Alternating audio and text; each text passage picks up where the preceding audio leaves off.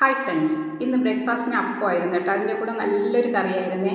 അതിനായിട്ട് ഉരുളക്കിഴങ്ങ് സവാളയും കട്ട് ചെയ്ത് വെച്ചു, പാത്രം വെച്ചു, എണ്ണ ഒഴിച്ചു, അതിലേക്ക് ഇഞ്ചി, വെളുത്തുള്ളി, പച്ചമുളക് ഇത്രയും ഇട്ട് നന്നായിട്ട് വഴറ്റിയെടുത്തേ. അതിലേക്ക് ഉരുളക്കിഴങ്ങും സവാളയും കട്ട് ചെയ്തത് ചേർത്ത് നന്നായിട്ട് മിക്സ് ചെയ്തു, ഉപ്പും കൂടെ ചേർത്തിട്ടാണ് നന്നായിട്ട് വഴറ്റിയെടുത്തത്.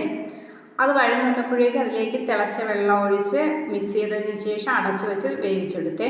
വെന്ത് കഴിഞ്ഞപ്പോഴേക്കും അതിലേക്ക് ഒരു അല്പം മഞ്ഞൾപ്പൊടി ഇട്ട് കൊടുത്തു. അതിനുശേഷം ആ ഉരുളക്കിഴങ്ങ് നന്നായിട്ട് ഉടച്ചെടുത്തു.